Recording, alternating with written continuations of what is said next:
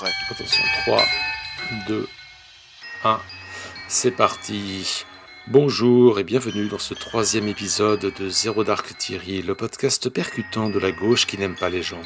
Nous sommes désormais en 2021, il n'est pas trop tard, je pense, de faire le bilan de 2020, cette année étrange, déconcertante, furieuse et dramatique, mais qui n'a pas été sans surprise de toutes sortes, et même parfois des bonnes. Avec moi pour trier Gwen. Salut. Bonjour Gwen. Philippe. Salut. Et Florent. Salut.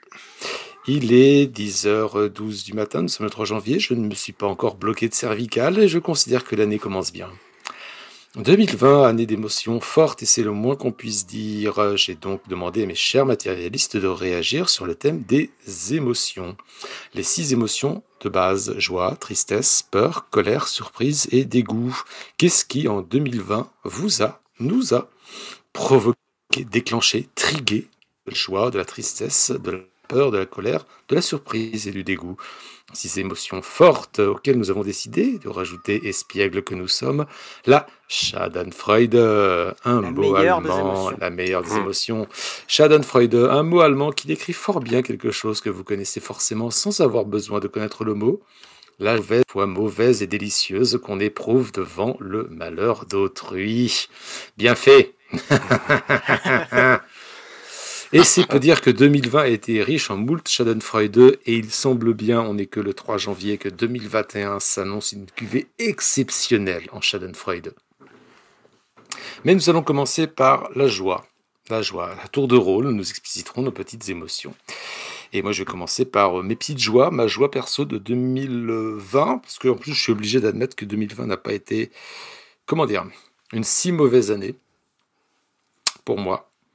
À titre totalement personnel et égoïste, c'était un ascenseur émotionnel qui n'est pas encore terminé, mais au final, j'ai appris des choses, y compris sur moi-même. Et puis mon quotidien, à titre privé, est fait de petits moments de joie dans mon cadre perso, un peu régulièrement, des moments de joie compliqués, mais des moments de joie. Et ça, c'est drôlement chouette. Je vais donc demander à Florent quelles ont été ses joies de 2020. Alors moi aussi c'est personnel. Mmh.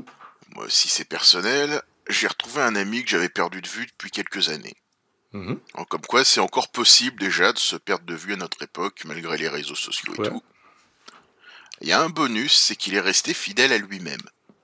C'était pas gagné, hein. Je veux dire, regardez autour de vous. Vous avez vu combien de gens partir en vrille, on va dire, ces 5 dernières années, vu que c'est à peu près la durée pendant laquelle je l'ai pas vu. Ouais, et faites le compte.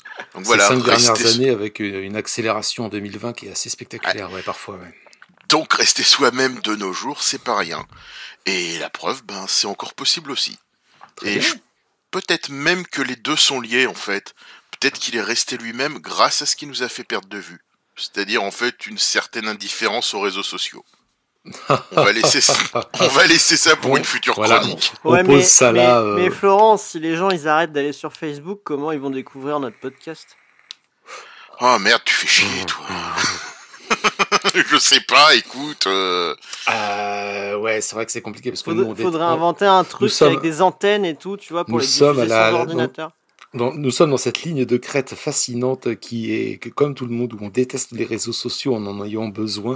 Comment nous sortir de cette contradiction ? Et bim, un sujet d'émission pour une prochaine fois. Allez, salut. Maintenant, on passe à les joies de Gwen. Oui, ça va être perso aussi. Je pense que là, cette année, ça va être perso pour tout le monde parce que les raisons collectives d'être content sont pas si énormes quand même. Non. C'est mal barré. Non, ça va être plutôt un moment. C'est le moment le plus cool de 2020 en ce qui me concerne, c'est quand je me suis dit cet été, tiens, je vais aller dans un endroit où il n'y a résolument personne. Ça fait un peu misanthrope dit comme ça, mais voilà, je suis allé m'enterrer dans la montagne pendant une semaine et c'était très très bien. C'est la gauche qui n'aime pas les gens, nous sommes on est pour la nature et contre les gens, cassez-vous. Voilà. Ouais, c'était à peu près ça, globalement, mais c'était très très bien. Après, s'il faut chercher un truc politique... Ouais, oui. Après, il y a un autre truc que j'ai bien aimé, plus politique, c'est la Bolivie. où Ouais, on c'est a vrai, des oui. espèces de caricatures de pseudo-trumpistes qui parlent espagnol, qui ont fait un putsch l'année dernière, et qui se sont juste fait botter le cul, mais alors d'une manière assez magistrale par... Au par, grand euh, désespoir du journal Le Monde, qui n'avait pas bah, vu venir Non, ça. mais la Schadenfreude 2, c'est à la fin, Philippe. Ah oui, c'est vrai. Et, Mais c'est- C'est vrai, c'est vrai. et Mais voilà. c'est- Et donc, moi, ça m'a rendu assez content de voir qu'il s'était fait botter les fesses tout en douceur, entre guillemets. Hein, pas par un contre-coup militaire, mais juste par des énormes manifs et des élections. Mais etc. c'est vrai que nous autres, on a quand même, et ça c'est un gros défaut de la politique française et des commentateurs de politique française tels qu'on est, c'est qu'on est quand même ultra franco-français centré. Et qu'il se passe des choses en dehors de la France, aussi incroyables que cela puisse paraître. Oula. Et Ouais. que c'est quelque chose. Bon, il y a aussi l'espèce de putsch, mais ça c'est vraiment ça c'est 100% Schadenfreude, l'espèce de putsch raté de mercenaires barbouzes débiles au Venezuela qui s'est conclu d'une façon. C'était en Tragique. 2020, ça? Je crois que c'était en 2019, mais c'était Ouais, bonne Il n'y a question. pas, il y a pas Il y a eu une un espèce de truc- débarquement. Si, un si espèce ils ont, de- ouais. si ils ont essayé de reproduire une baie des cochons avec le Oui, même voilà. résultat. Et c'était drôle parce que mais ça aussi ça, oh mon Dieu, mais tellement de choses mériteraient des émissions entières de 3 heures à part entière. Rien que cet épisode mériterait une émission, tellement c'est tragicomique avec un sens du comique tordu. Mais bon, nous n'allons pas étaler là-dessus. Donc, et Philippe, toi, quelle a été ta joie de 2020? Bah moi, ce sera plutôt sous l'angle culturel, on va dire. C'est quand j'ai enfin reçu mon cadeau d'anniversaire d'il y a 2 ans, parce qu'on avait commandé ça il y a 2 ans, mais il y a eu des petits problèmes de production, vu qu'ils produisaient ça à Hong Kong, au moment des mouvements sociaux.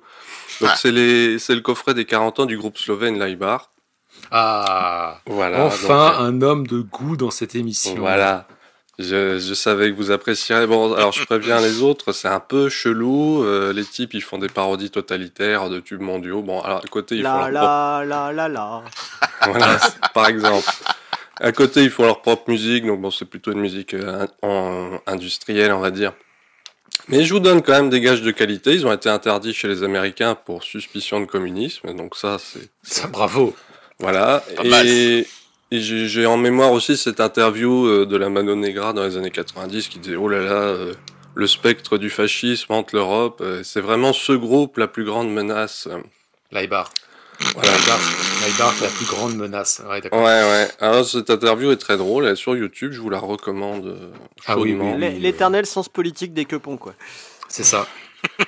Donc Non, voilà. au final, il y en a certains qui n'ont toujours pas changé à soulever chaque caillou sur leur chemin pour y détecter le fascisme.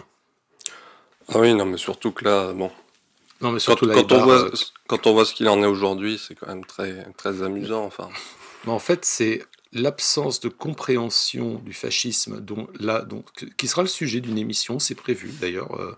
Pourquoi les petits bourgeois ne comprennent rien au fascisme? Parce que je pense que ça mérite une émission mais entière et ça fera partie de nos choses en 2021. Donc, et puis surtout, Laibar, c'est un groupe que je connais depuis 25 ans maintenant, que je suis toujours avec beaucoup d'intérêt, parce que c'est toujours intéressant ce qu'ils font. On peut Tout à dire fait. on peut dire beaucoup de choses d'eux, mais dès que tu écoutes ça, dès que tu t'intéresses un petit peu à ce qu'ils font, le soupçon de fascisme est ridicule. c'est du 3e degré, on va dire. Ouais, enfin du 3e, du 15e degré, plié Ouais. en deux Bah, et ressorti oui. dans Mais, tous les mais sens. pour ça, faut déjà avoir du second degré, ce qui n'est pas le cas de tout le monde aujourd'hui, Oui. malheureusement. Ouais, Oui, et puis tu produis pas les mêmes punks dans une espèce de république socialiste en cours de déliquescence et dans l'Angleterre C'est ça. de Thatcher, quoi. Ah, Du bah. coup, tu produis pas le même genre de punk, et pour moi, c'est un peu Absolument. ce que l'URSS a produit comme type de punk. Tu vois, Absolument. les bars. Ah non, Laibar, Tout à fait. oui, Ouais, effectivement. Laibar est un groupe punk, oui, en effet.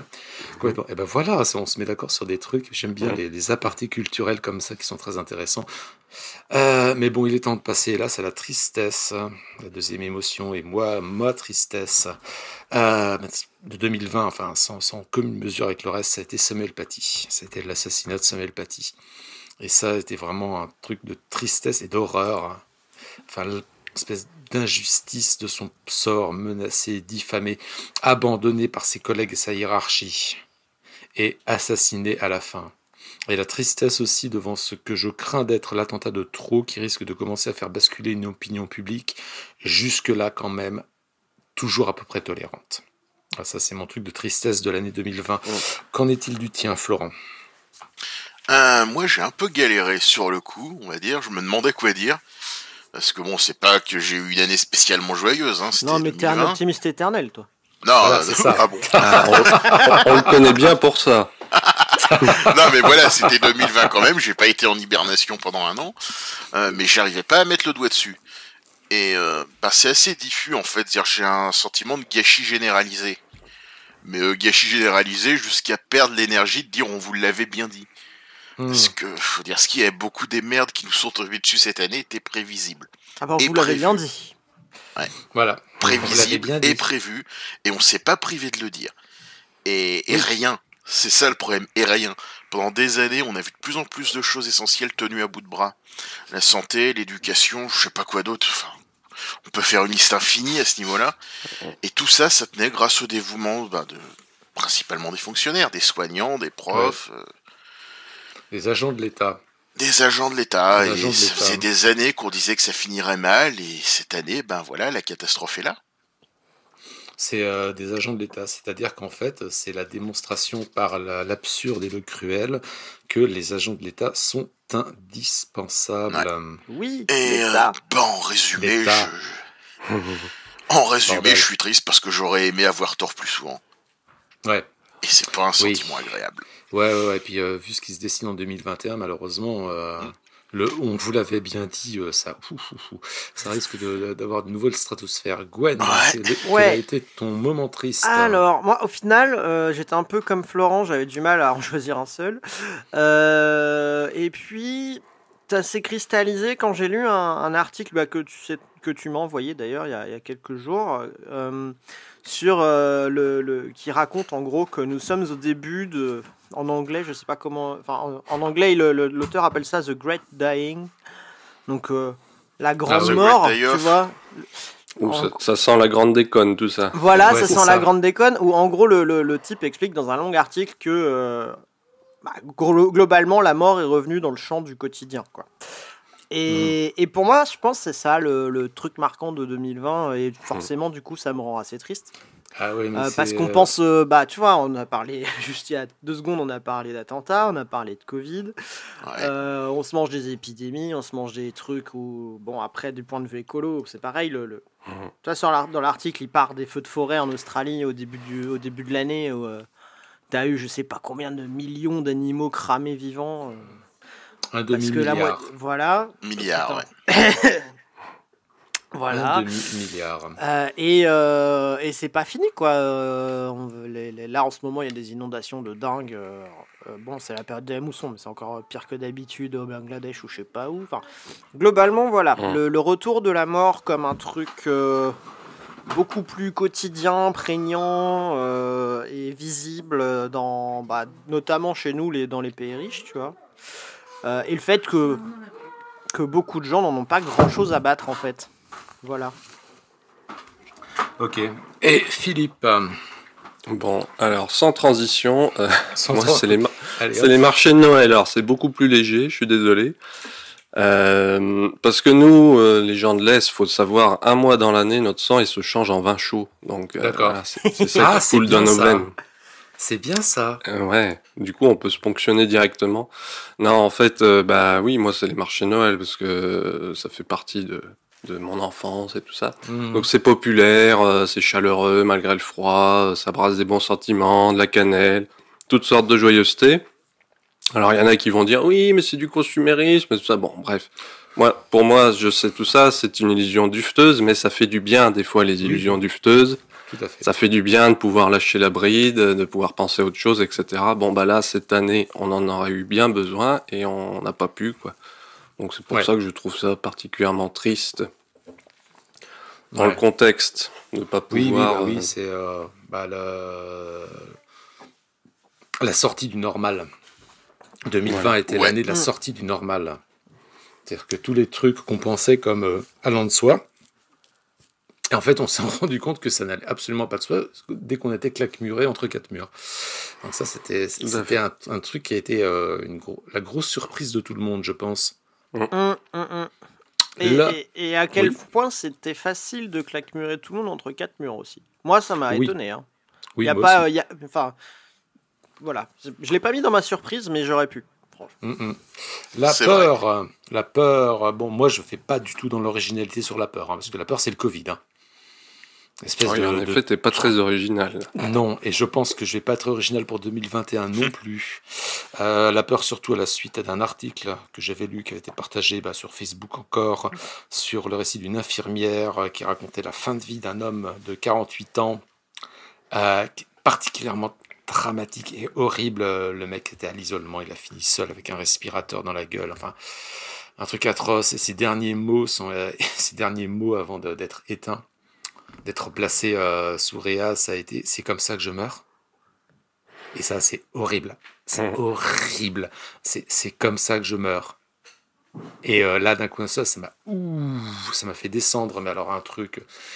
rien que d'y repenser, ça me gloups, quoi. Cette espèce de maladie féroce, protéiforme et inconnue qui tue par hécatombe, ça fait peur et c'est normal d'avoir peur. Bah oui. Voilà, tout simplement. Blablabla. Florent. Alors moi, là, je vais sortir mon Joker. Je cite un ami. Ouais, c'est un début très flemmard, hein, je suis désolé. Mais quand même. Donc c'est un ami avec qui je discutais et qui avait fini par me répondre.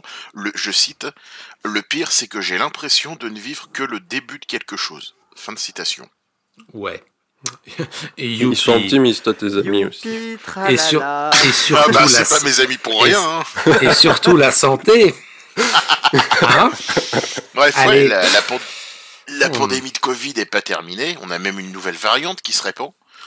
On en oublie presque les incendies géants en Australie puis en Californie, entre autres. On a quand même eu droit à des images de Blade Runner. Plus Ouais, ces le ciel cratères rouge, là en putain. Sibérie qui quand même laissent penser que le méthane du permafrost est en train de se libérer à vitesse grand V. Plus Ouais. la production alimentaire qui commence à faire la tronche par endroits. Ouais. Ça reste encore assez discret, mais c'est pas rassurant comme signal, mine de rien. Plus, bon, la crise économique, on sait pas encore à quel point ça va être un désastre, mais ça va en être un. Plus toutes ces sales petites explosions de violence communautaire, les Turcs qui font la chasse aux Arméniens, les Tchétchènes contre je sais même plus qui. Et ça, c'est rien qu'en France, pas tellement mieux ailleurs. Oui. Et je me dis qu'en fin de compte, ce qui est le plus effrayant dans 2020, c'est que ça va pas s'arrêter, il y a une suite. Hein. Et voilà, c'est ça. 2021 va être Ouais. le DLC de 2020. Mm. Mais avec encore... Vous rappeliez quand les mecs à Nuit Debout, ils disaient, ils comptaient les jours du mois de mars jusqu'au Oui. 358 mars. Oui. Ouais, Je c'est sais, ça. on est au quoi là, au 400 mars 2020 là, un truc comme ça. C'est ça. Ouais, c'est ça Oui. en fait. C'est une espèce de, on est entré dans une espèce de scénario de boucle, qui est de boucle qui s'auto-alimente, qui est extrêmement inquiétante. Donc, puisqu'il est le 3 janvier, donc on commence à balancer les bonnes nouvelles. Ouais. Gwen, Ouais. qu'est-ce qui t'a fait peur? Alors moi je vais pas faire très original, mais je vais pas parler du Covid parce que Ah bon j'en ai eu ma dose. Déjà- Ça, alors. C'est moi ce qui me fait flipper. Alors c'est pas un truc nouveau et c'est un truc qu'on pourrait le mettre dans la catégorie de on vous l'avait bien dit, mais comme on en a marre de le dire à force, c'est le virage ouvertement facho ou facho compatible de à peu près je vais pas dire tous les pans, mais beaucoup de pans de la société bien comme il faut, de bourgeois un peu La bourgeoisie. éduqués, voilà, mais en descendant jusqu'à la petite bourgeoisie, tu vois. Et c'est un peu en lien avec ce que tu disais sur Samuel Paty aussi. Et mais voilà, tu vois, le fait qu'on ait de plus en plus de médias, d'intello, de politique mainstream, de patrons qui soient mais ouvertement, à minima pas dérangés par l'éventualité de Le Pen ou d'un autre régime du même type. Moi, ça me C'est, fait un peu peur, quand même. Oui, c'est. Alors, je crois que c'est pas Bolloré lui-même qui l'a dit, mais ça se dit Si, que Bolloré. justement. Ouais, si, il l'a dit Enfin, lui-même qu'il avait l'intention de. En fait, c'est un gars, un cadre du groupe Canal en off qui a Ouais. sorti qu'il aurait dit dans une réunion interne ou je sais pas quoi. Bon, tu regardes ces news, t'avais pas besoin d'avoir le scoop. Pour Ouais, t'en on douter, s'en quoi. doutait un peu, moi, je crois. moi, je trouve ça un peu scandaleux ce que tu dis, Gwenda. Parce que les journalistes, il me semblait quand même qu'ils étaient indépendants et qu'on leur disait pas ce qu'il fallait faire. Moi, je suis pas d'accord avec ce que tu dis. Tu es taquin. L'astuce, du coup, c'est que si tu veux faire une chaîne où les journalistes sont pas indépendants, tu fais CNews. C'est-à-dire que tu recrutes pas des journalistes, en fait. Oui, ou François. Tu veux dire que Pascal Praud n'est pas journaliste? Décidément, tu me déçois de plus en plus, vraiment. Non, ou alors François. François, il y a plus de journalistes, il y a que des contributeurs. C'est un Huffington Post complotiste, François, maintenant. François, c'est un Huffington Post complotiste en version QAnon, et c'est absolument illisible. Enfin, c'est un torchon dégueulasse d'opinions toutes plus débiles et tarées les unes que les autres. Oui, mais moi c'est pas François qui me fait peur, parce que bon, les réseaux de médias à la con, mais qui font de l'audience facho, on connaît, tu vois. Oui. F de souche, c'est pas nouveau, quoi. Oui, mais Boulevard Voltaire. Voilà, mais quand tu allumes de façon random la télé sur une chaîne d'infos et que là tu vois justement la rédactrice en chef de Boulevard Voltaire qui est en train de parler, comme ça, là, au débuté, ça m'est arrivé hier, tu fais waouh, aïe. Oui, c'est-à-dire qu'en fait, ce qui était cantonné jusque-là dans certaines marges, c'est peut-être ça d'ailleurs l'un des basculements de 2020, c'est tout ce qui était cantonné dans certaines marges est devenu mainstream. C'est-à-dire le quanonisme avec le film Hold Up, tout ce qui est de l'ordre du complotisme, et puis l'extrême droite, parce que Boulevard Voltaire, jusque-là, c'était un truc qui était lu uniquement par un certain public, et maintenant qui est invité sur des plateaux télé. Ce qui était impensable il y a quelques années. T'as des journalistes, alors je savais même pas que ça existait, un journal, mais bon, quand tu vois le nom du journal, t'as compris, ça s'appelle L'Incorrect. Oui. Mais c'est L'Incorrect, c'est un beau torchon de merde, ça aussi, C'est les potes de Marion Maréchal, ceux-là, je crois. Oui. Ils sont invités aussi. Ah oui, non, mais concrètement, CNews, c'est en train de devenir un peu le truc œcuménique de toute l'extrême droite comploto-débile. Enfin, c'est assez fou. Hein. C'est très unitaire, quelque part, d'ailleurs. C'est TV Liberté, mais sur la TNT, quoi. C'est ça. Ouais, et puis avec la thune de Bolloré derrière pour propulser, quoi. On va dire que c'est pas la même échelle. Et ça propulse, ça fait de l'audience. Mais d'un strict point de vue d'analyse matérialiste politique, messieurs, est-ce qu'il n'y a pas une grande cohérence là-dedans, puisque nous sachons donc que l'alliance objective de la bourgeoisie et de la petite bourgeoisie réactionnaire, dès qu'on commence ne serait-ce qu'à un petit peu interroger la légitimité de sa fonction, est un truc qui revient cycliquement dans nos démocraties. Dès qu'on commence à dire, dites donc les riches, ça serait bien que vous commenciez à redistribuer le pognon, immédiatement la bourgeoisie de droite, entre guillemets classique, se tourne vers son cousin dégénéré, le fascisme, que en temps normal, c'est le cousin qu'on met en bout de table parce qu'on sait qu'il est taré, mais bon, ça reste la famille. C'est une belle image. Et qu'on se dit, dis donc cousin, je suis un petit peu embêté, tu voudrais pas me filer un coup de main pour résoudre 2-3 trucs. Ça a toujours été comme ça. Moi, il y a un autre phénomène quand même, je trouve aussi, que tu peux noter là-dedans, c'est la capacité de la bourgeoisie, y compris celle qui n'est pas forcément ouvertement de droite, à oublier le fascisme chez ses petits copains dès que c'est plus forcément le moment fasciste, tu vois. Enfin, typiquement, il n'y a jamais eu d'épuration réelle nulle part après la Seconde Guerre mondiale, par exemple. Non, il n'y a jamais eu d'épuration et aujourd'hui, combien font du business avec Bolloré en sachant très bien que le mec, quand même, concrètement, il n'est pas devenu facho en lançant CNews. Le gars, son business principal, c'est quand même de faire de l'esclavage en Afrique pour désosser des bateaux et récolter je sais pas quel truc agricole. Mais c'est de l'esclavage. Et il fraye avec tout ce que la France-Afrique a de plus dégueulasse et de colonialiste. En France, je pense que ses contacts sont pas beaucoup mieux. Et pourtant, c'est toujours un bon capitaliste respectable, tu vois. Un homme d'affaires. Voilà, c'est un homme d'affaires. D'industrie. Et quand tu vois les gens qui s'indignent, oh mon Dieu, mais dès qu'on n'est pas d'accord, ils nous virent. Bah oui.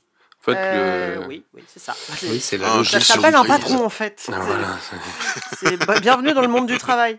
Nous allons embrayer directement donc avec la colère, ce qui me semble tout à fait de Ah bah objet, là, attends, en j'ai ce pas fait moment. ma peur, moi. Ah, c'est vrai, t'as pas fait ta peur, pardon. Ah oui. N'hésitez pas à vous rappeler.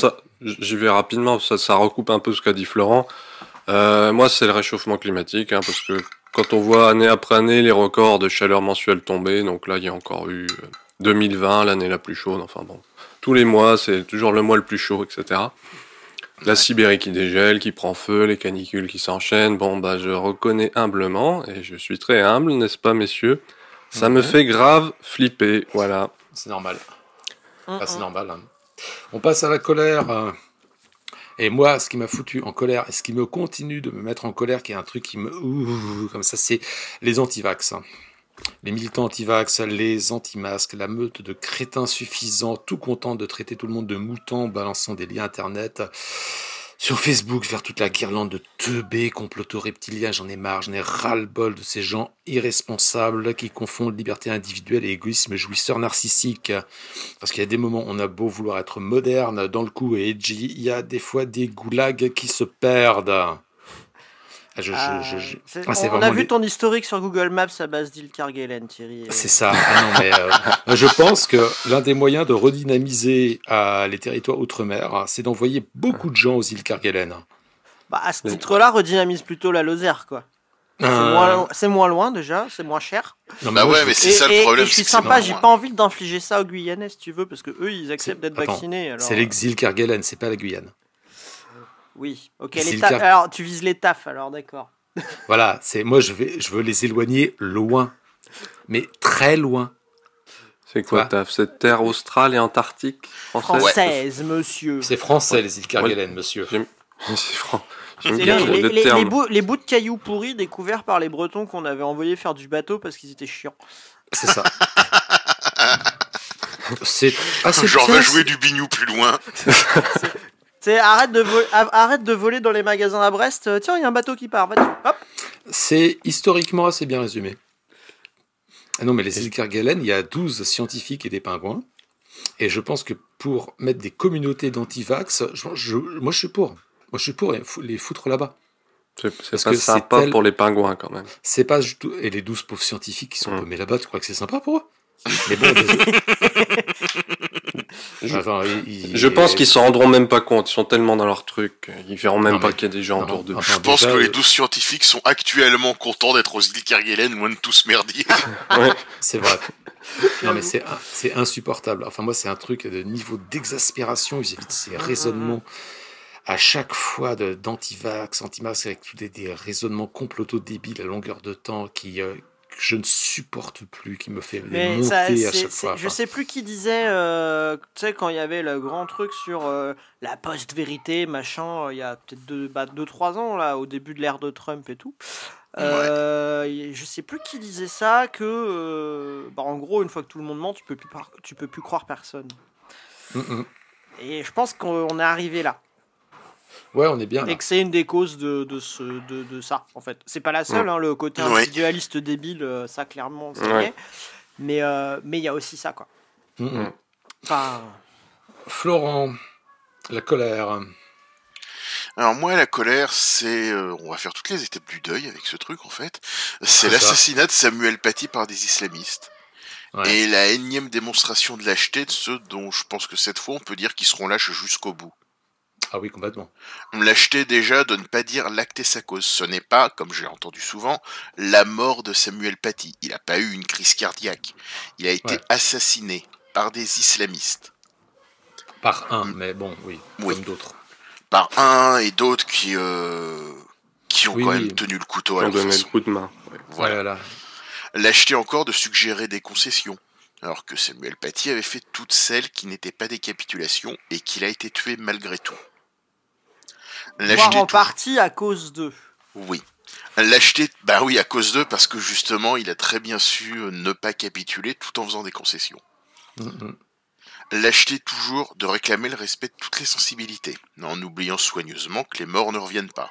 Alors que les choqués, ils peuvent s'habituer. Absolument. Je suis choqué. Ils peuvent s'habituer, et même s'ils s'habituent pas, ils peuvent toujours aller se faire foutre au fond, et les lâcher avec eux. Ouais. Ah non, non, mais ça, c'est. Alors là, moi, de mon point de vue, tu prêches un archi-converti qui aurait pu carrément se mettre dans mon truc de colère de cette année. C'est absolument incroyable ce qui s'est passé. Le mec Ouais. totalement lâché par son administration avec ses collègues profs qui pleurent derrière en disant ah oui mais quand même il est un peu exagéré. Bon, le commentariat derrière de militants d'une certaine gauche qui crachent sur les cadavres en disant il l'a un peu cherché quand même.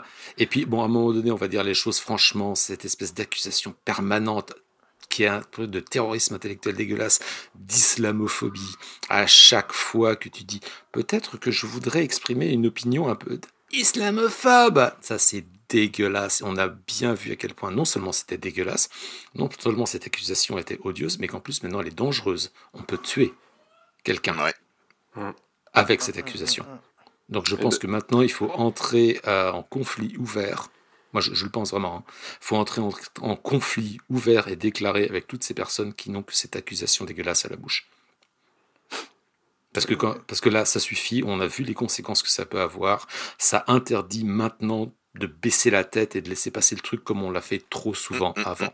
Et puis il y a un effet secondaire aussi, c'est que concrètement aujourd'hui, les seuls qui s'indignent assez ouvertement du fait que, bah en fait non, c'est pas normal de... comment dire, les seuls qui s'indignent assez ouvertement de ce fait-là, c'est la droite. Avec des arguments de droite, donc qui sont pas forcément les nôtres, mais c'est la droite. Forcément.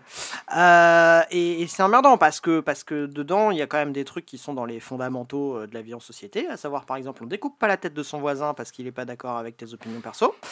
Oui, on ne fait pas ça. Ce n'est pas un bien. bon début. C'est un bon début. Et ça, à un moment donné, si t'en arrives au point où des fondamentaux de base de la vie en société sont pas défendus, les gens, ils vont se mettre du côté de ceux qui les défendent, quelles que soient leurs autres options. Quels que soient leurs autres agendas. Exactement. Donc à un moment donné, on en revient à ma peur, tu vois. Ouais. Puis il y a un truc aussi qui, comment dire, il y a un truc dans ce discours, ouais, il était islamophobe, ouais, il l'a un peu cherché. Il y a un truc d'extrêmement malsain là-dedans, c'est que ce discours, si on le développe jusqu'au bout, ça veut dire c'est islamophobe de critiquer l'islam, et si vous continuez à dire qu'il faut critiquer l'islam, les musulmans vont devenir violents. Ah, c'est le discours de Daesh. Oui. C'est ça. C'est un discours qui est soit le discours de Daesh, soit un discours ultra infantilisant. Oui, bah, et ça entretient le merdier, oui, à un point. Non mais c'est exactement le discours qu'avait Daesh dans ses magazines là, ça. Oui. Comme méthode de propagande. Et là, moi je trouve ça flippant. Mais je sais pas dans quel. Enfin, c'est pas que flippant. En fait, il y a une espèce de lâcheté généralisée. Pas forcément, pas que sur ce sujet-là d'ailleurs. J'ai l'impression que beaucoup de trucs là dans. Comment dire, dans le monde social en général, sont de plus en plus définis par la peur panique de toute conflictualité assumée sur des bases de fond, tu vois, de dire non, je ne suis pas d'accord parce que ceci, parce que cela, et c'est pas une question de simple respect mutuel des individus, il y a des choses sur lesquelles on n'est pas d'accord, les uns et les autres, et c'est normal. On n'est pas d'accord et on ne peut pas être d'accord. Et c'est sain d'avoir des désaccords. Bah oui. C'est surtout quand c'est des désaccords avec des gens qui découpent d'autres gens en morceaux. Oui, voilà. Même au-delà de ça. Et c'est pas de l'irrespect, je veux dire, qu'est-ce que c'est que cette définition du respect où en fin de compte c'est de la trouille? C'est ça. Mais c'est ça, t'as pas envie d'aller au clash. C'est une trouille généralisée d'aller au clash parce que personne ne veut passer pour des méchants ou personne ne veut se prendre un retour de flamme dans la gueule de quelqu'un qui se défend. Et ça, je pense qu'on l'observe tous aussi dans la vie quotidienne, quoi. Et pour le coup, à mon avis, c'est là aussi que se polarise le débat un peu débile en ce moment, qu'on voit monter entre d'un côté une certaine frange idiote, un peu identitaire de la gauche et de l'autre côté les FAF. C'est que c'est les seuls qui, eux, continuent pour eux-mêmes de défendre leur position. Et ils le font en disant à tout le reste de la Terre fermez vos gueules, sinon vous êtes des méchants et taisez-vous. Et les autres gens se taisent. Oui, mais ça commence à changer, je pense. Oui, ouais. mais tu vois, et je pense qu'il y a quand même beaucoup de ça. Et il y a beaucoup de gens qui regardent ça en se faisant leur idée dans leur tête et en n'en parlant pas trop. Et le jour où ils en parleront, ça va faire très mal à vraiment tout le monde. Oui, oh oui, oh là là, oui. Donc, alors, justement, Gwen, quelle a été ta colère? Alors, moi, c'est assez proche de la tienne, mais un peu plus large. C'est-à-dire que, naïvement, je croyais que à gauche, on était pour le progrès humain et qu'on était Oh mon Dieu. pour découvrir plein de trucs dans le monde merveilleux et puis les mettre au service du bien du plus grand nombre. Et puis en fait, je me suis rendu compte que beaucoup de gens étaient juste des espèces d'obscurantistes débiles qui, au prétexte que Big Pharma c'était des méchantes entreprises capitalistes, ils allaient laisser crever des dizaines de milliers de leurs compatriotes parce que c'était moins grave, tu vois, de laisser mourir des gens que d'être, comment dire, que de se sentir pur dans ses opinions débiles. Mhm. Voilà. Ah oui, non, ça c'est... Et oui, ça vas-y. me fait d'autant plus... ça me met d'autant plus en colère que quand même on n'a jamais eu autant de profs d'universitaires dans nos rangs, on n'a jamais eu autant de gens avec des diplômes, et c'est Mhm. eux les plus cons. Ce sont eux Oui. les Oui. plus cons. Oui, oui, oui. Oui, parce oui, il y a que un gros problème. les cognitivistes de droite te disent que plus on est con, moins on le sait qu'on est con, mais je suis pas complètement d'accord. Quand tu regardes qui sont les plus cons sur le rapport aux sciences, le rapport aux anti-vaccins, au machin, c'est les gens qui ont fait un peu d'études, mais pas trop. Juste assez intelligents pour croire qu'ils le sont, mais quand même très cons. Et parfaitement donneurs de leçons. Le problème, c'est que ceux qui votent pour nous d'habitude, alors je sais pas comment on va faire. Ouais, c'est une espèce de perte, une perte collective de la faculté de raisonner. Ouais, bah, une perte de croyance dans le progrès aussi, et peut-être que ça a un rapport. Bah oui, c'est la conséquence de la défaite, ça. La défaite à répétition oui. rend... La Merci, défaite, Windows. et puis quand tout est relatif, il n'y a plus de progrès aussi. Hein. Oui, et puis il y a cette espèce d'individualité de la critique. Chacun, c'est cette phrase que tout le monde a entendue. Moi, je me fais mon propre avis. Eh ben non. Oui, non. Eh Bah, non. ben non. Non. En fait, non. Mais justement, tu vois, ça fait partie du truc, c'est que quand t'as dessous de jugeote, soit parce que pour le coup, tu t'es vraiment fait ton avis sur des trucs en n'ayant pas fait de bout de... Enfin, je sais pas comment dire ça. J'ai des discussions plus intéressantes sur la question de vaccin avec des gens qui ont un BTS ou qui ont un brevet de, je sais pas moi, de coiffure des fois, qu'avec des enseignants. Parce que tu sais, en fait, à un moment, tu sais que tu te fais pas toujours ton propre avis quand t'es dans une catégorie. C'est con, mais quand t'es dans une catégorie dominée scolairement et que t'as pas fait d'études et que tu le sais, tu sais aussi que ton avis, tu sais que tu fais ton avis en écoutant les autres gens parler, et puis après tu tries. Tu as une grande qualité, c'est l'humilité, ce que n'ont pas forcément les gens qui... Ouais, voilà. C'est ça. Voilà. Et en fait, du coup, ça produit des raisonnements qui sont plus sains, en vrai. Il y a un truc sociologiquement dans ce que tu dis sur le fait qu'effectivement t'as des raisonnements, tu vois des raisonnements plus sains chez les BTS. C'est qu'il y a très longtemps, avant que j'ai mon doctorat en conspirationnisme et en diverses croyances aberrantes. Que tu as brillamment obtenu avec la mention, très bien. Ouais. Avant tout ça, il y a très longtemps, donc, dans un des premiers articles que j'avais lu sur le sujet, et que j'avais lu sur du papier, ça remonte, hein. Ouais. Wow, du papier. Je me souviens, c'était vraiment j'étais au lycée, quoi, à la fin des années 90, et je me souviens d'avoir lu, donc, que les cabinets de voyants, notamment, enfin, la voyance, les cabinets de voyants, les radiesthésistes, etc., avaient plus de succès en ville qu'en province. Alors au début de l'article, il supposait que c'était parce que en ville il y a plus de monde, donc il y a plus de clients. Ouais. Et dans cet article, donc il s'était rendu compte que la catégorie socio-professionnelle la moins, à l'époque en tout cas, la moins demandeuse, on va dire, de ce genre de choses, qui allait le moins chez les voyantes, les radiesthésistes, etc., c'était les agriculteurs. Ça m'étonne pas. Ça m'étonne pas. Je viens de ce monde et ça ne m'étonne absolument pas. Il y a toujours cette mentalité, mais qui reste chez les bouseux un caillou, c'est un caillou. Voilà, Ouais. c'est avec un côté vraiment, bah, pour le coup, terre à terre, sans jeu de mots, hein, mais vraiment terre à terre, au ras du truc, quoi. C'est littéralement un caillou, c'est un caillou. Point barre. Et il n'y a pas de métaphysique à chercher là-dedans. Après, bah, nous subissons encore la fin, les queues de comète de à la fois la mort de Dieu et puis la mort du Parti communiste. Mhm. Parce que, bon, à un moment donné, l'être humain a besoin de croire. L'être humain a besoin de croire. Ça, c'est un besoin fondamental vu qu'il s'interroge sur la mort. Ouais. Qu'est-ce qu'il y a après la mort? Et peut-être qu'il y a quelque chose après la mort ou pas. Et donc, à un moment donné, cette pensée étant par essence insupportable de sa finitude, il faut chercher du sens. Alors donc, on croit à toutes sortes de choses. On y croit d'autant plus fortement qu'on n'a plus rien d'autre à quoi se raccrocher. Et que bah, ça produit un petit peu ça produit un petit peu ce que nous voyons en ce moment.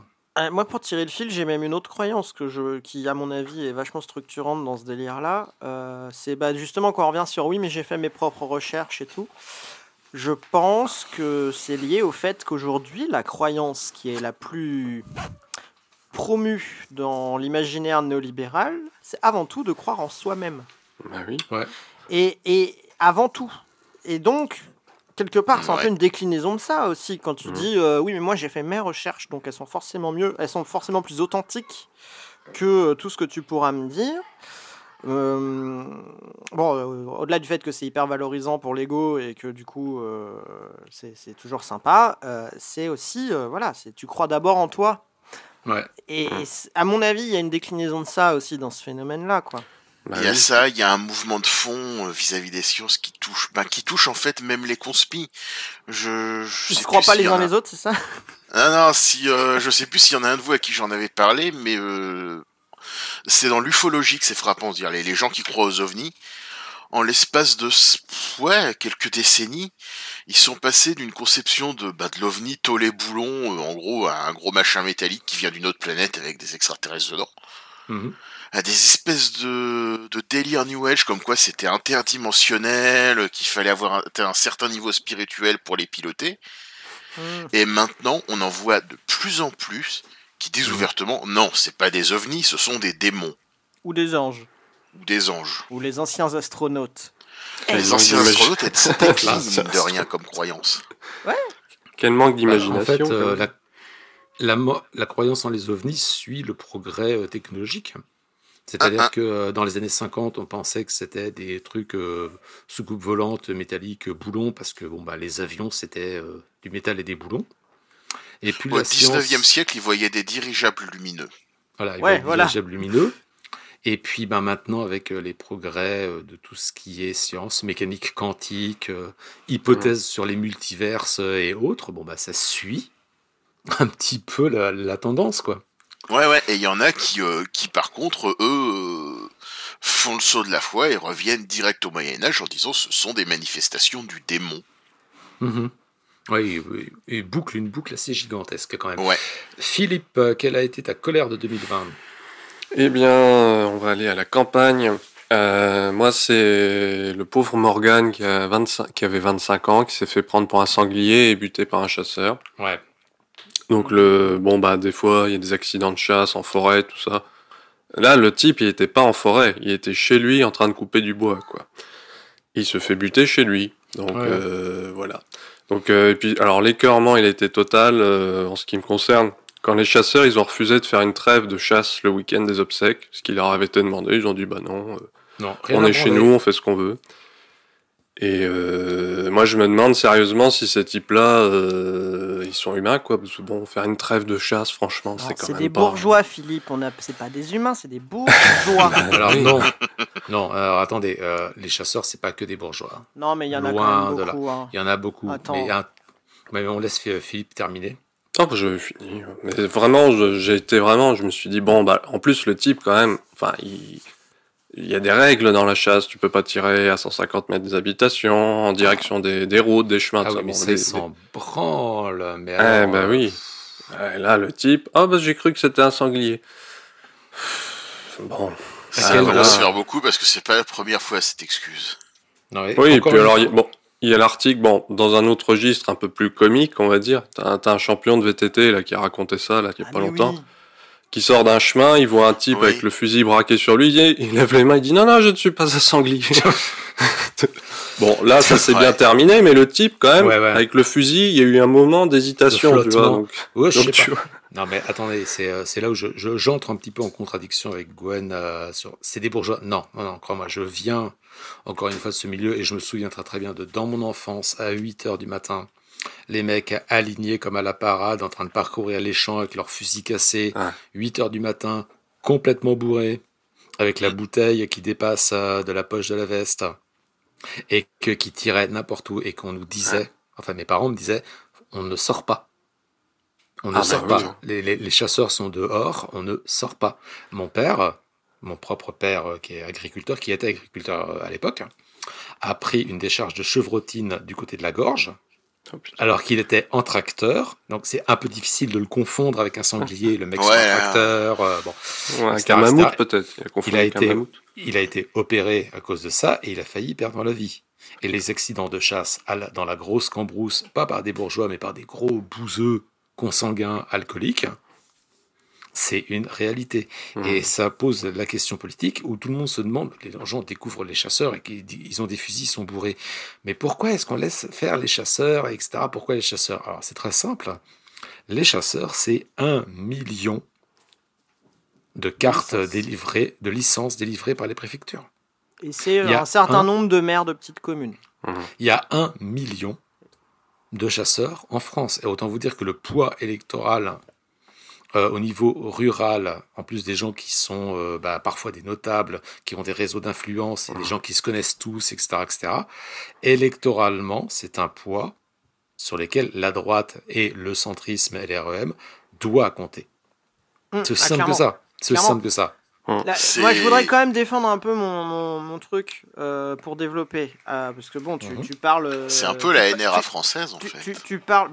complètement. Oui. Tu parles du chasseur, des chasseurs que tu as vus quand tu étais môme.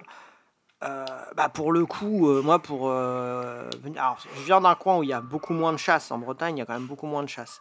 Mais par exemple, j'ai pas mal de potes en Anjou et tout ça, y compris dès qu'ils se sont installés en agriculteur. Là-bas, le profil du chasseur, c'est Jean-Marc, c'est Jean-Marie de la je sais pas quoi de mon cul. Hein. Après, ça, c'est la chasse à court, ça, non? Ouais, mais pas que. Enfin, en tout cas, dans le coin de l'Anjou, tout ça, c'est clairement un truc d'ancien noble un peu dégénéré. Ah oui. Après, là où je voulais juste aller plus loin, c'est que quel que soit le profil du chasseur individu, moi, c'est le principe même des droits de chasse que je considère comme fondamentalement un truc d'ancien régime et bourge, parce que quand même, on a une caste qui est politiquement menée par des notables et d'anciens nobles, malgré tout. Même s'il y a beaucoup de chasseurs qui sont pas des bourges. Mais on a une caste qui s'appuie sur un reste de droit féodal, en fait. Les droits de passage sur les terrains. Enfin, je veux dire, tu ne peux pas, quand tu possèdes un champ, tu ne peux pas refuser le droit de passage aux chasseurs sur ton champ. Ou quand tu possèdes un morceau de bois, tu ne peux pas. C'est juste... ils ont le droit de passer chez toi, et c'est comme ça. Et ils ont le droit de ruiner ton terrain, et c'est comme ça. Ils ont le droit de pousser des sangliers par leur battu sur ton champ que tu cultives, de ruiner ta récolte, et c'est comme ça. Tu n'as rien à dire. Ça, c'est des droits féodaux, en fait, tout simplement. Et voilà. Et ensuite, ils ont trouvé la solution pour pas avoir besoin de chasseurs. Ils ont nationalisé le truc. C'est des gardes-chasse. La régulation des espèces par le prélèvement par la chasse, c'est des fonctionnaires. Donc parce que c'est souvent l'argument oui, mais il faut quand même réguler. Bon, ce qu'on dit pas, c'est que eux-mêmes sont à l'origine des surpopulations parce qu'en fait ils donnent du grain à des sangliers, des machins. Ils lâchent des faisans qui sont complètement bourrés. Tu vois, le faisan, faut limite sortir de la bagnole, le pousser pour qu'il s'en aille de la route. Tu vois, je vois pas très bien l'intérêt de chasser ça, mais enfin bon. Et en fait, c'est eux-mêmes qui créent les trucs, quoi. On va conclure sur la colère parce que là déjà on en a beaucoup. presque, on est du côté obscur. On avait on- conclu. Non, mais en plus, c'est parce que là, c'est putain, je vois le truc, on va arriver à une émission de 2 heures. Bon, c'est pas grave. Donc, on conclura sur la chasse en disant 1. Robespierre did nothing wrong, comme on l'a dit Again. précédemment. Again. Ok. Et plus d'État, plus de joie. Voilà. Ça, c'est Là, un beau slogan. Bien. Plus d'État, plus de joie. Surprise. La surprise. Alors moi, ce qui m'a surpris, et agréablement, cette année, c'est le comportement général dans le premier confinement qui a été une agréable surprise. Bon, ça a commencé à se dégrader ensuite. Même le président de la République n'est à l'évidence pas foutu de respecter les protocoles sanitaires de base. Mais force est de constater que le confinement pour des mesures de distanciation, dans l'ensemble, a été plutôt bien respecté. C'est-à-dire qu'il y a une compréhension collective de la nécessité de faire des trucs absolument pas marrants pour le bien commun, et ça c'est plutôt pas mal, surtout pour des Français avec des réputations de gros indisciplinés, je trouve. Comme on a une réputation de communiste aussi. Oui, mais ça c'est Oui. à la fois vrai En et Amérique. faux. C'est à la fois vrai et faux dans un État centralisé. C'est pour ça que cette réputation de communiste indiscipliné qu'on a à l'extérieur est très intéressante, je trouve. Oui, mais en Amérique, on est communiste dès que l'État fait quelque chose. Alors. Non, non. En Amérique, on est communiste à partir du moment où tu revendiques des droits humains de base. Oui. Voilà. C'est à peu près ça. J'ai envie de vivre, c'est le communiste. Voilà, j'ai envie de vivre normalement. Voilà, t'es communiste Oui, pour les Américains. parce que eux, on l'a bien vu, ils ont placé la liberté au-dessus de la vie, tu vois. Donc, C'est ça. Alors que la liberté, nous savons très bien ce que c'est, que nous sommes contre la liberté, nous sommes pour le contrat social, parce que nous, on est vraiment de gauche. Bim. Allez. Oui, il y a un subtexte qui s'adresse à une certaine gauche, en effet, pour les moins subtils qui ne l'auraient pas compris. Donc, la surprise de Florent. C'est quoi la surprise de Eh Florent? ben, on va rester sur les États-Unis. Moi, ma surprise, ça a été la défaite de Trump. C'est vrai. Parce que depuis 2016, vous le savez, depuis 2016, moi je m'attendais à ce qu'il fasse ses 8 ans. Bah Pas ouais. par son propre talent, bon, grâce à la nullité du Parti démocrate.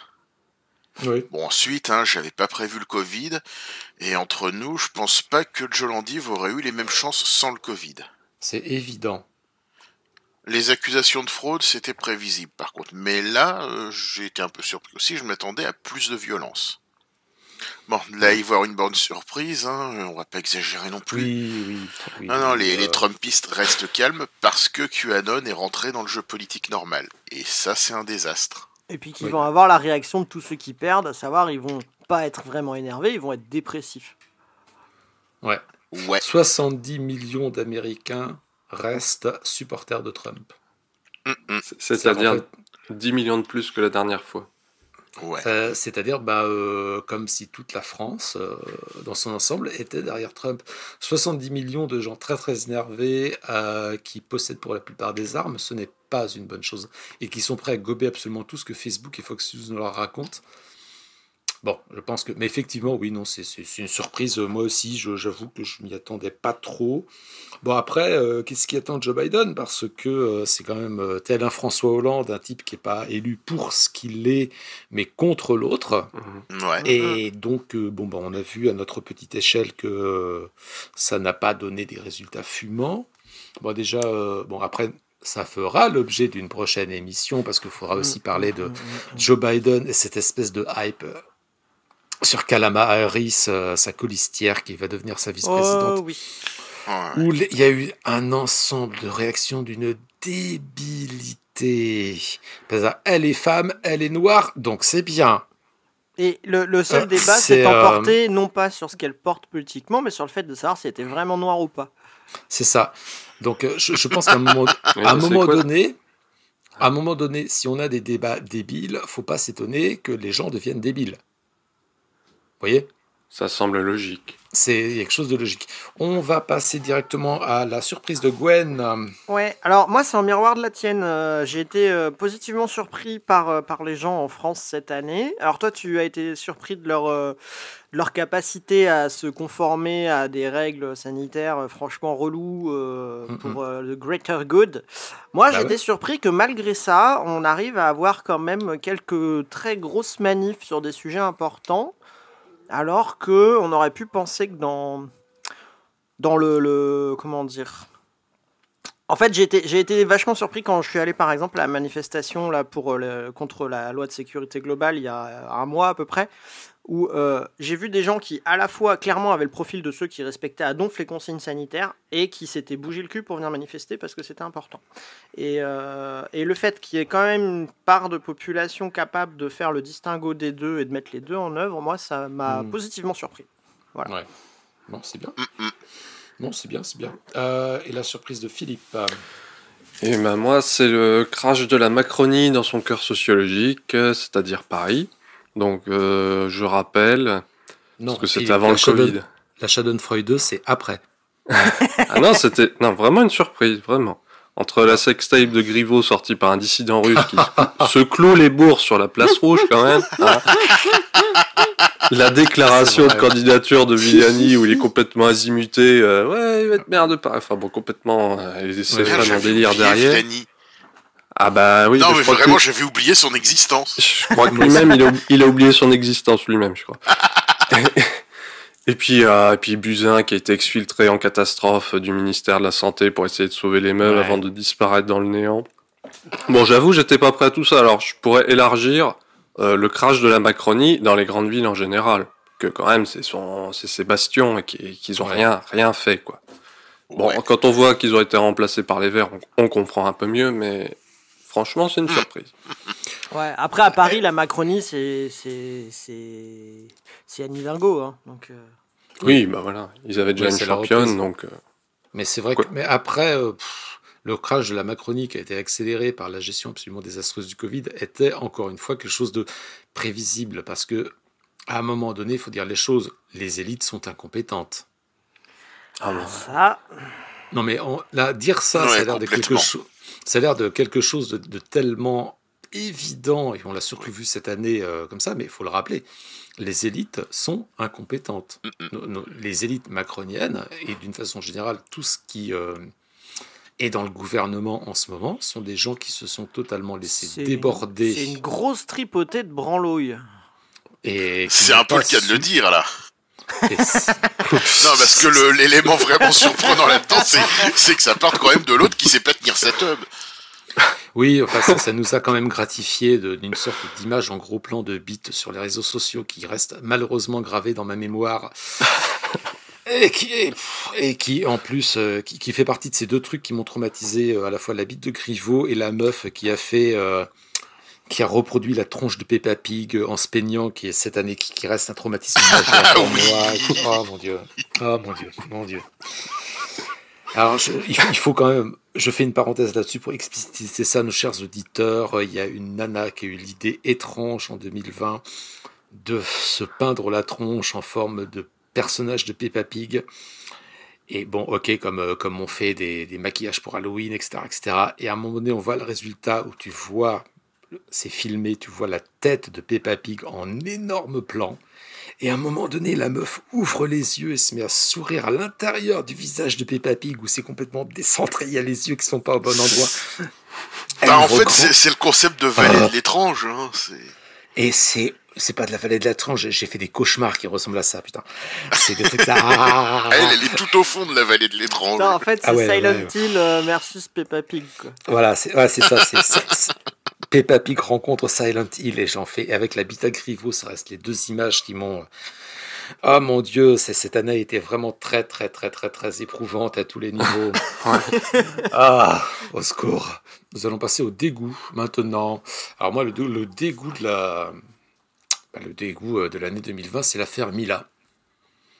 C'est un truc qu'on a complètement oublié à force parce qu'il s'est passé tellement de choses, mais la pauvre gamine. C'est un truc qui me semble complètement emblématique du moment. C'est quand même l'histoire d'une gamine qui dit des conneries. Oui, alors c'est vrai. Mais alors, des conneries à 16 ans, qui n'en a pas dit. Je suis vachement content d'avoir eu 16 ans avant qu'il y ait des appareils photo partout, des réseaux sociaux. Des réseaux sociaux. Ah ouais, non, mais moi, j'aurais pas survécu. Ah, mais oui. Je n'aurais pas survécu aux réseaux sociaux quand j'avais 16 ans, moi. On ne mesure pas cette chance, mais oui. Et elle dit des conneries à 16 ans et depuis vit un enfer permanent et dans le silence dès le début de la gauche. Et je mets toute la gauche dans son ensemble. Parce que c'est notre camp politique qui a décidé de fermer sa gueule sur ce sujet.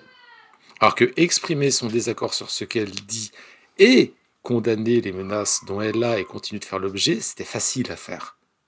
Voilà, Oui. On menace pas les gens de les torturer, c'est pas dur. Et de les violer, de les tuer, c'est pas bien, on ne le fait pas. Oui, elle a dit des conneries, chut, tu es jeune, chut, tais-toi, tu dis des bêtises. Mais pour autant, c'est pas une raison, on va te retrouver, on va te violer, te tuer. Le faire, c'était très simple, et ça n'a pas été fait, et ça continue à ne pas être fait, y compris par les plus grandes bouches qui s'expriment sur tous les sujets possibles et imaginables, qui là se tiennent totalement couates.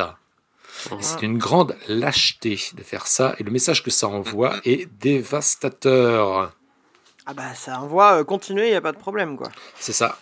Continuez, il vous arrivera à rien. On parlait, la dernière fois, on parlait du fait que tout ça fonctionnait quand même beaucoup comme une cour de récré géante avec les harceleurs, les harcelés, les bullies et tout. On est encore en plein dedans.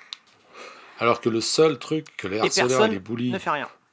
Le seul truc que les harceleurs et les bullies comprennent, c'est la force. Ouais. Il n'y a que ça. La différence avec la cour d'école, c'est quand tu rentres chez toi, ça s'arrête. Bah, plus maintenant, du coup. Plus maintenant. Voilà. Avec les réseaux sociaux, ça continue H24 non-stop. Ouais, alors il y a vraiment quelque chose. En plus, cette espèce de silence écœuré de la gauche où la gamine a quand même fait, le raisonnement base, les gens, je suis menacé de mort, des gens qui devraient me soutenir ne me soutiennent pas, donc je pivote et je fais un virage pour aller solliciter Solveig Mineo, qui était tellement heureuse de sauter dessus, mon Dieu. Tu m'étonnes.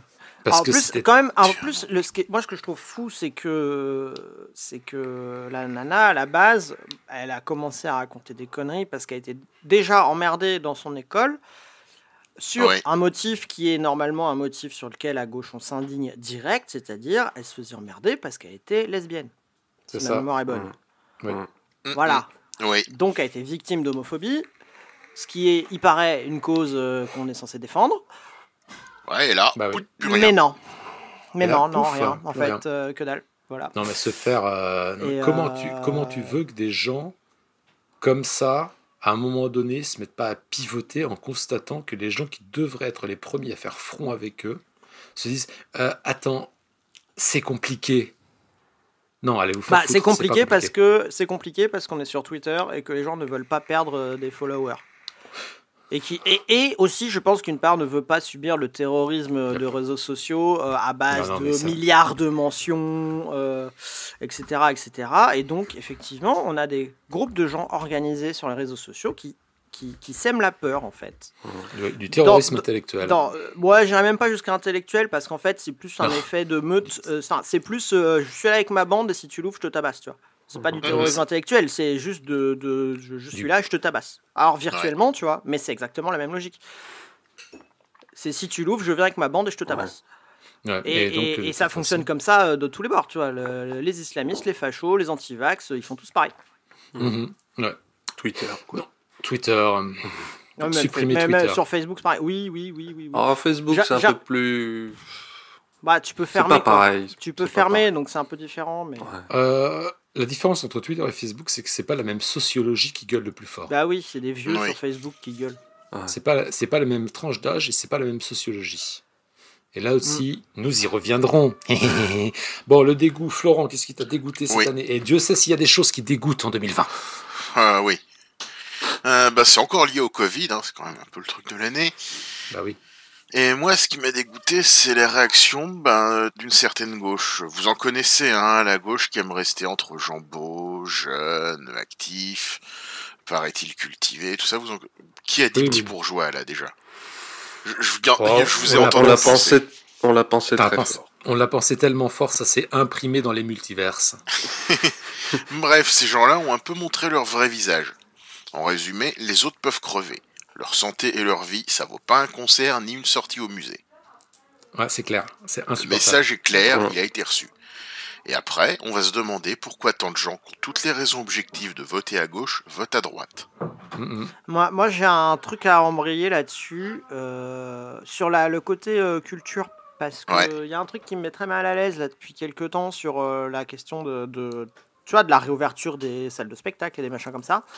Bon, t'as la sociologie des gens qui vont là-dessus. Je sais qu'on a une petite divergence, parce que je pense qu'on devrait être plus nombreux à pouvoir bénéficier de ces trucs-là. Mais là où je suis très très...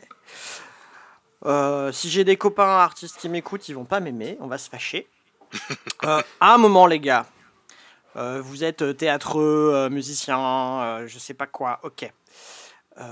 Vous êtes grave dans la merde économiquement parce que ça fait 1 an que vous n'avez plus de travail. Et donc, légitimement, vous devez revendiquer des sous et les moyens de vivre. Ok, pas de problème. Oui.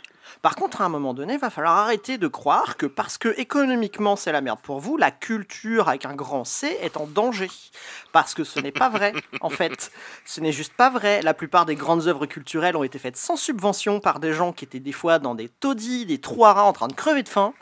La plupart des écrivains ne vivent pas de leurs livres, y compris les plus grands. Je prends un mec comme Franz Kafka, il donnait des cours, il était juste prof pour bouffer, en fait. Ça l'a pas empêché d'être un des plus grands écrivains de l'histoire de l'humanité, si tu veux.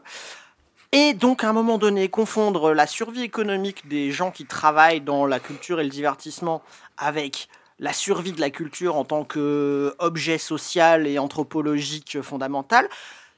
J'aime beaucoup les spectacles, j'aime beaucoup la musique, je suis musicien, j'ai plein de potes artistes, mais à un moment, il faut arrêter et il faut un peu se remettre les 2 pieds sur terre et tout ça, quoi. Est-ce qu'à un moment donné, on pourrait pas juste dire que moi je suis pas, j'ai pas de problème avec le fait que les artistes gagnent de l'argent.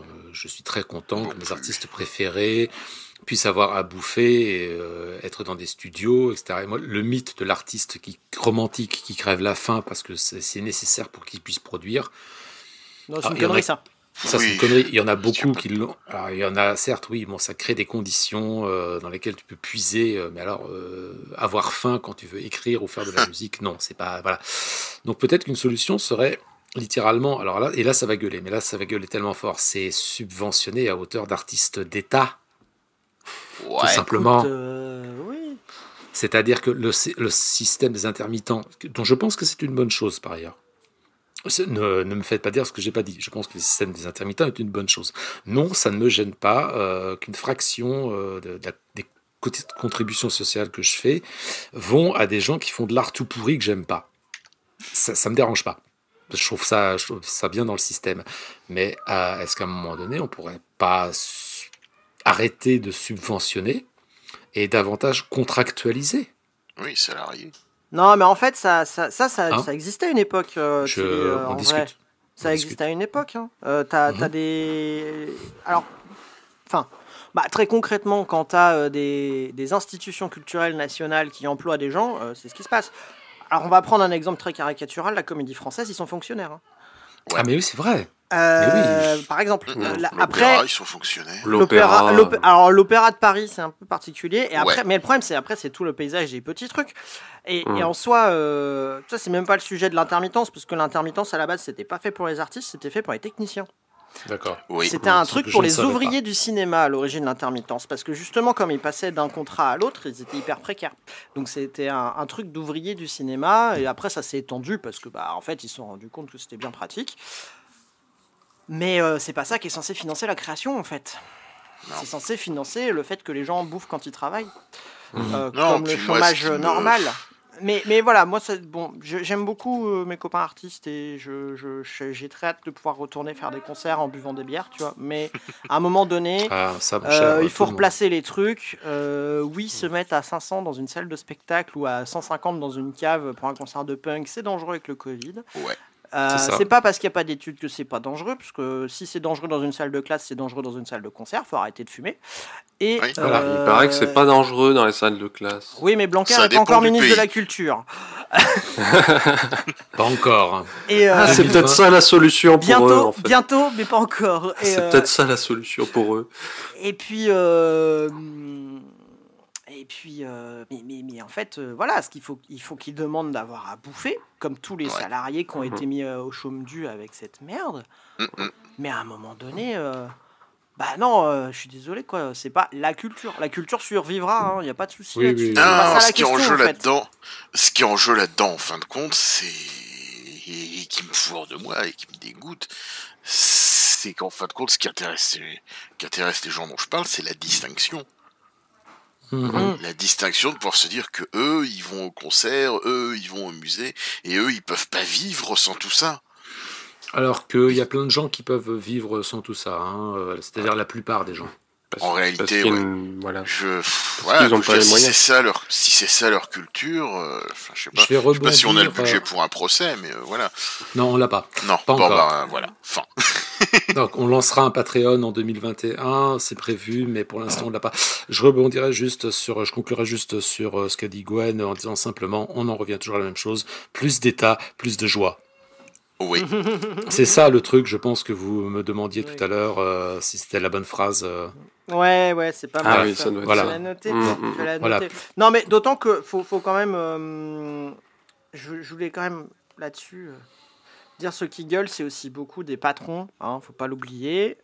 Dans le secteur culturel, ceux qui gueulent beaucoup, c'est notamment des chefs d'entreprise culturels qui sont certes dans la culture, tout ça, mais qui sont des chefs d'entreprise, qui sont des patrons, qui sont des employeurs, alors qu'ils veulent faire des trucs peut-être très bien, c'est pas le sujet, mais c'est des patrons.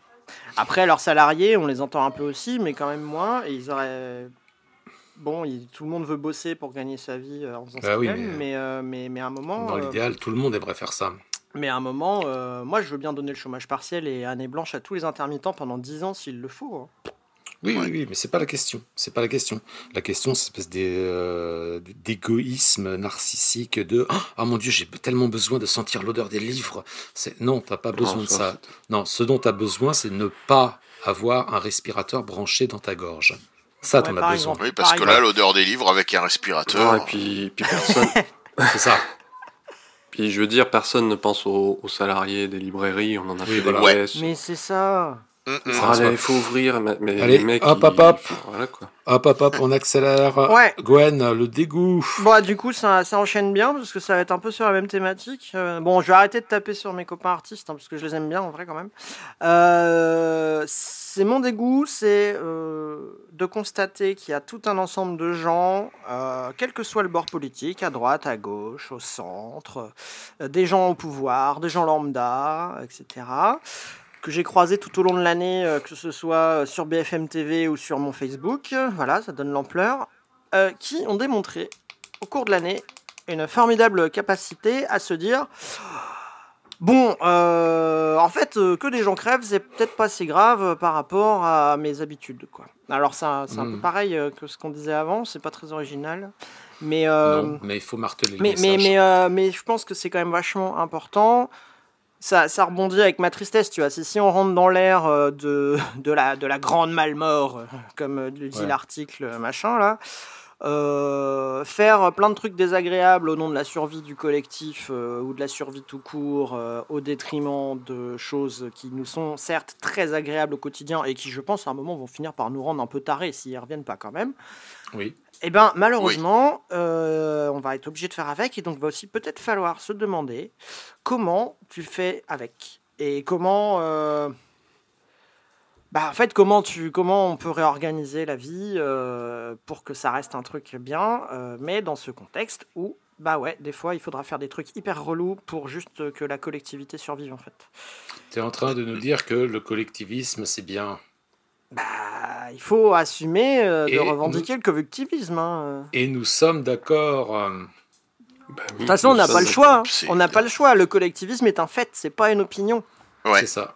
C'est un fait, voilà. c'est une Ça, donnée. C'est C'est comme ça. magnifique. Le collectivisme est un fait, ce n'est pas une opinion. Oh mon Dieu, c'est tellement, ça me fait des gousi-gousi partout.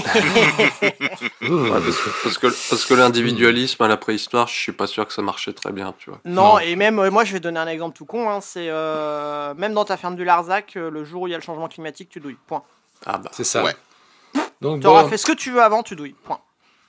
Très bien. Le collectivisme, c'est bien, et l'État, c'est la joie. Je pense qu'on s'est mis à dos les 3/4 de la gauche qui nous écoutent. Parfait, c'était le but dès le départ de cette émission. Allez, salut, merci d'être venu. Et Philippe, quant à toi, quel a été ton dégoût de 2020 ? Eh bien, c'est quand le producteur Michel Zecler s'est fait tabasser par 3 abrutis policiers. Moi, franchement, quand j'ai vu les images, j'ai trouvé ça atroce. Le type, tu vois qu'il représente aucune menace, il est sans défense, et les types, ils cognent. Ils appellent des renforts, ils gazent le truc, enfin c'est n'importe quoi. Donc maintenant le gars est invalide à vie, faut quand même s'en souvenir, et il aurait eu aucune, comment dire, enfin il serait peut-être en tôle là s'il n'était pas équipé de caméras de sécurité quoi. Ouais. Ah, il serait probablement en tôle s'il était Voilà, pas alors caméra de que, sécurité. bon. Voire Bon, pire, moi, parce je qu'ils trouve sait pas quand ils ça se sont rendus vraiment- compte qu'ils étaient filmés, qu'ils se sont arrêtés. Non, enfin, Non, mais je, pas- sais pas, non, je non, crois ils pas. sont pas Je arrêtés. sais plus, non. Parce Ils que- savaient pas qu'ils étaient Non. Ouais, ouais. Non, à l'extérieur, quand ils ont vu que les voisins filmaient, ils ont mis leur capuche, tu vois, Oui. ou un truc comme ça, mais c'est tout. Hein. Enfin Une bon, belle, bref, moi une je... belle bande de racailles, quoi. Ouais, voilà, moi je trouve ça vraiment dégueulasse, quoi, mais... Ah, mais Oui, non, mais ça rejoint un petit peu ce qu'on disait. Ah, je pense que Parce pour le qu'on bateau disait qui la emmènera mission. beaucoup de gens en Kerguelen, on a besoin de rameurs. Donc ça tombe bien. Ils ont l'air d'avoir les bras Ouais. vigoureux, ces types, donc autant C'est les vrai. mettre à Ah profit. ouais, bah ils ont bien tapé, ouais, c'est clair. Ouais, non, ça rejoint un petit peu ce que. Il y avait un article, je sais plus dans quel journal c'était, qui disait le recrutement des policiers, le niveau qui avait dramatiquement baissé. Oui, je crois que c'est dans le Parisien, enfin, je sais C'est dans le plus, mais Parisien, je Ouais, crois. c'était des formateurs d'école de police qui disaient que les mecs étaient juste complètement teubés, quoi.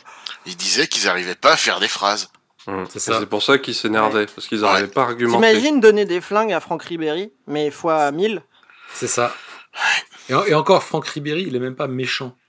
Non. C'est Non, pas ouais, quelqu'un c'est qui est vrai. méchant à la Non, base. non, non, c'est C'est pas le bon truc. C'est plutôt donner des flingues. Ouais, mais c'est donner des flingues à un type qui n'arrive pas à verbaliser ses conflits intérieurs. Donc Et, c'est pour ça que je redis une belle bande de racailles, en fait, parce que ça m'y fait Donc penser. hein. c'est du racaillisme en fait, Ouais. littéralement. Le problème c'est que on peut pas aller vers le haut quand personne n'arrive à se dire dans son propre cerveau, personne n'arrive à se dire bon, waouh, je me calme. Juste ça. Ouais. Se dire dans son propre Ouais. cerveau, waouh, je me calme. Ok. Mhm. Attends. Wow. Et en Voilà. même temps, t'as l'image de la police et la façon dont l'institution est organisée attire les gens qui le méritent aussi, quoi. C'est ça. Donc en fait, ça crée Ouais. une sorte de boucle parfaitement malsaine qui explique malheureusement beaucoup de choses sur les tensions actuelles qui sont avec la police. On va passer à la Schadenfreude. Ah, enfin. Enfin. On attendait tous ça là. La Tous les meilleure trucs. partie, c'est comme la bûche de fin, comme la bûche glacée à la fin. tu vois. Ah oui, Voilà, alors glacé, hein, parce qu'au beurre c'est dégueulasse. Hein. Oui. Non. Non, on va dire que c'est la Schadenfreude, c'est comme la galette des rois. On aurait tous la fève. Oh oui. Ça, Et la ça petite peut faire couronne. mal aux dents aussi, il faut faire gaffe. Hein. Alors, c'est le moment qu'on a toute l'émission a été construite pour ce truc de fin. C'est juste magnifique. Alors moi, ma Schadenfreude, je vais en faire deux. Je vais en faire deux parce que il y a un truc. J'en avais déjà une prévue pour l'année 2020 qui était un truc un peu mesquin parce que la Schadenfreude 2 n'hésite pas à être mesquine. Mais il y en a une, ma Schadenfreude préférée de 2021 d'emblée. Mais alors vraiment, le 1er janvier, c'est l'article délicieux de Beau et Noiriel dans le Diplo qui déclenche moult cris et larmes dans une certaine gauche à qui on rappelle enfin quelques fondamentaux. Nous aurons l'occasion d'y revenir tout au long de l'année parce que je pense que ce sujet Il va nous falloir occuper lire leur bouquin. énormément. Je l'ai déjà commandé. Donc ce sera le thème En d'une plus- prochaine émission, c'est ça? Absolument. Putain, on va encore pas se faire des potes, hein? Oui, Des quoi c'est-à-dire que l'idée de départ de l'émission, c'était justement de ne pas se faire de potes. Ah oui, c'est vrai. Moi déjà là on a 30 personnes qui nous ont regardé la dernière fois sur YouTube. Je m'étais dit 30 personnes, mon Dieu, il y a 30 personnes qui ont du temps à perdre pour ça. Moi je pensais jamais qu'on allait dépasser 12 personnes. Voilà. Et donc une petite Schadenfreude mesquine de 2020 pour moi, ça a été les hurlements de douleur des consoleux à la sortie de Cyberpunk 2077. PC Master Race, tout ça. PC Master Race Forever, encore une fois, se vérifie l'adage. Sur console, c'est pourri. Sur PC, c'est joli. Ça fait des années qu'on vous le dit. Et du coup, tu veux dire que ça vaut le coup d'y jouer sur PC, là? Parce que je me posais la question. J'hésitais. C'est-à-dire que moi, pour l'instant, j'ai même pas la machine qui peut le faire tourner parce que Ah oui, pour faire tourner Cyberpunk 2077, il faut une machine de Cyberpunk, ce qui est un truc totalement méta. Que personnellement je trouve génial. Donc là pour l'instant, voilà, c'était ma petite Schadenfreude. Allez, hop, à Florent. Ah, alors moi, c'est assez général, c'est-à-dire qu'en fait, compte qu'il s'agisse de masques, de vaccins, d'un tas d'autres choses aussi. C'est vaste, hein. La notion d'obligation envers la collectivité est revenue au premier plan. Ça, Ouais. on l'a tous remarqué. Aux grandes dames de certains, hein, qui étaient très à gauche, tant qu'il était question que de se mettre en scène. C'est Vous ça. savez, on montre bien à quel point on est vertueux, inclusif, je sais pas quoi d'autre. On fait orbiter tout un monde autour de ce piédestal qu'on s'est bâti, des amis, des amours, une carrière, en ne pensant qu'en termes d'envie. Et un jour, un mec bouffe un pangolin, tout ça se casse la gueule, et on commence à se rappeler que certaines choses sont indispensables, envie ou pas, et on arrive même à redécouvrir que pour certaines de ces choses indispensables où l'envie manque, bah il faut des obligations. C'est ballot, hein. Le collectivisme. Ouais. Le collectivisme. Bah, et c'est d'autant plus délectable que ça rappelle que l'idée de vouloir le bien commun, ce n'est pas la juxtaposition des envies, en fait. Ouais. C'est ça. C'est un peu plus compliqué. Il suffit pas d'être auto-entrepreneur de soi pour... Il y a quand même l'image d'une certaine dégradation de la gauche, quand même, de se dire que maintenant, revendiquer une certaine forme de collectivisme pour le bien commun est perçu comme une sorte de punition. Ça, je pense que dans le podcast Oui. libertarien qui est en miroir d'une autre dans le multivers, c'est leur Schadenfreude 2 à eux, tu vois. C'est ça. Oui, voilà. C'est... Ouais. Wow, une hypothèse totalement audacieuse que j'aime beaucoup et qui fait, ça, comme on dit sur les réseaux sociaux, ça fait réfléchir. Alors Gwen, justement, t'as Schadenfreude à toi. On m'a spoilé tout à l'heure, mais qui se souvient d'Agnès Buzyn? Bah, Voilà, moi c'est ma Schadenfreude Voilà. 2. d'accord. Voilà. Oui, bah, qui se souvient de Benjamin Griveaux? Ah, là, Non, mais c'est- toi, tu t'en Bah, toi, tu te souviens. souviens de ces putains, voilà. Donc toi tu t'en souviens, donc ça marche pas. Mais voilà, ouais. c'est à un moment donné qu'une caricature de technocrate macroniste se vautre aussi largement dans une élection municipale au point de même pas avoir un siège pour elle alors qu'elle était tête de liste du parti qui est au gouvernement dans un truc qui était censé être gagné d'avance quand même. Bon, j'ai moi-même un petit truc personnel avec Agnès, puisque ça a été ma patronne Oula. à une époque. Non, mais ça a été ma patronne. On a techniquement. eu peur. Hein. On a eu peur. Oui, voilà. Il n'y a pas de photo, non, Non, toi, non, ça il n'y a va. pas de photo. Non, non, on parlait, photo. à un moment donné, on parlait de l'habitat Griveaux et je me suis Non, dit, non. oh putain, une Non, espèce non, de y a- petite y a- angoisse. y a- Wow. Il y a rien dont Thierry pourra se rappeler l'année prochaine. Bon. Mais Merci. j'ai juste très envie d'être comme ce personnage des Simpsons qui fait. C'est Voilà. ça, ouais. Oui. Et Philippe, la Schadenfreude de 2020. Alors moi, c'est le foot français qui s'est fait lâcher pour les droits de diffusion par Mediapro. Alors Mediapro, si vous savez pas ce que c'est, je vais vous le dire. C'est un fonds d'investissement espagnol, mais accrochez-vous bien, détenu à 53% par le Parti communiste chinois et mené par un milliardaire ex-trotskiste qui milite pour l'indépendance catalane. Voilà, donc c'est une Schadenfreude sous fond de Camoulox, donc. Et... Ah oui, c'est génial cette histoire de Mediapro. Ils ont vendu du rêve au club en mode vous allez vous faire un pognon de monstre et tout, puis à la fin ils partent avec la caisse. Eh ben non, non en fait c'est pourri, foot français c'est pourri, on s'en va.